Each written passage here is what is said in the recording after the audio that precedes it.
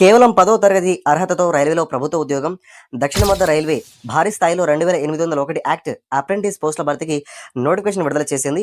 రైల్వేలో కెరీర్ ప్రారంభించాలనుకునే 10వ తరగతి మరియు ఐటీఐ పూర్తి చేసిన అభ్యర్థులకు ఇదొక అద్భుతమైన అవకాశం.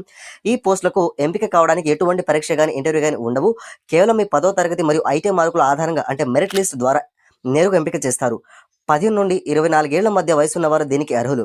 ఎస్సీ ఎస్టీలకు 5 ఏళ్లు, ఓబీసీలకు 3 ఏళ్ల వయసు సడలింపు ఉంటుంది. ఆసక్తి ఉన్న మహిళలు మరియు పురుషులు ఇద్దరు ఏప్రిల్ 11, 2026 వరకు ఆన్లైన్ ద్వారా దరఖాస్తు చేసుకోవచ్చు.